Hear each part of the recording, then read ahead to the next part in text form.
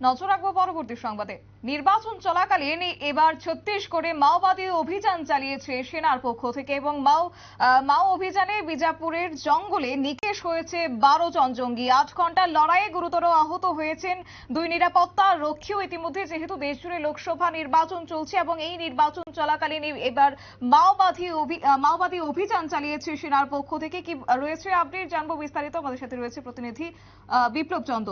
বিপ্লব দা, নির্বাচন চলাকালীন এবার ছত্তিশগড়ে মাওবাদী অভিযান, কি আপডেট পাচ্ছ এখনো পর্যন্ত? দেখো, একটা জিনিস যে এই যে নির্বাচন যে চলছে, 7 দফার ভোট চলছে, এই 7 দফার ভোটে কিন্তু বিভিন্ন জায়গায় সবচেয়ে বেশি সেনাবাহিনীর অভিযান চলছে এবং সেনাবাহিনীর অভিযান এবং সেখানে নিরাপত্তা রক্ষী জোরদার করা হয়েছে এবং সেখানে কি দেখা গেল যে ছত্তিশগড়ে মাওবাদী হামলা এবং এই মাওবাদী হামলায় গতকালকে কিন্তু 12 জন জঙ্গি নিহত হয়েছে, মাওবাদী জঙ্গি নিহত হয়েছে এবং এই নিহত হওয়ার পেছনে একটা জিনিস হলো যে সেনাবাহিনী কিন্তু তৎপরতা ছিল, এতটাই তৎপর ছিল বা সেই ক্ষেত্রে মাওবাদীদের একটা অভিযোগ ছিল বা মাওবাদীদের তরফ থেকে সেটা আন্দাজ হয়েছিল যে সেখানে যে সেনা অভিযান শুরু হবে এবং সেনা অভিযান শুরু হওয়ার পর তারা কিন্তু প্রথম সেনাবাহিনীকে লক্ষ্য করে তারা গুলি চালায় এবং তারপরে কিন্তু পাল্টা আঘাত হানে এবং সেনাবাহিনী এবং যার কারণে কিন্তু এই যে 8 ঘন্টার দীর্ঘ লড়াই, সেখানে কিন্তু এই লড়াইতে প্রায় 12 জন মাওবাদী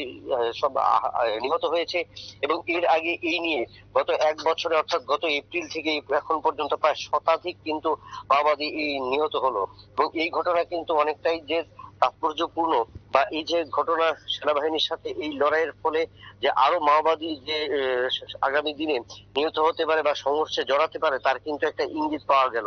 তো সেই ক্ষেত্রে একটা বলা যায় যে এবারের এই নির্বাচনকে ঘিরে প্রত্যেকটি ভোট কেন্দ্রে বা ভোটার যে সমস্ত রাজ্যগুলিতে সেই ভোট প্রক্রিয়ার সময় নিরাপত্তারক্ষী বাহিনী যেভাবে টহল দেওয়া শুরু করেছে, নাকা চেকিং শুরু করেছে, যার কারণে কিন্তু এই সমস্ত এনকাউন্টার গুলো সংগঠিত হচ্ছে এবং এই অভিযানে কিন্তু আগামী দিনেও শুধু ছত্তিশগড় নয়, ছত্তিশগড় ছাড়া বিভিন্ন রাজ্যগুলিতে সেই সমস্ত সেনা অভিযান থাকবে বা সেনাদের দিয়ে থাকবে। তবে গতকালকে এই যে 8 ঘন্টার লড়াই যেখানে 2 নিরাপত্তা রক্ষীরা বলা যায় আহত হয়েছেন, তো এই ক্ষেত্রে এই যে যাদেরকে আটক করা হয়েছে তাদের কাছ থেকে কিছু উদ্ধার করা হয়েছে, কোনো অস্ত্র বা কিছু?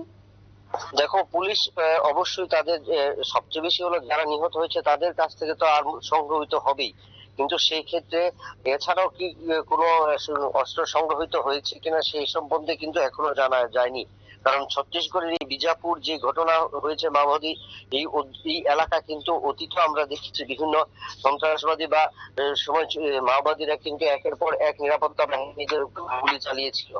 সেই ঘটনাতেও এর আগেও আমরা ঘটনায় দেখেছিলাম যে সেনাবাহিনী এবং মাওবাদীদের এই সংঘর্ষে যেমন মাওবাদী নিহত হয়েছে সেমন সেনারও নিহত হয়েছে।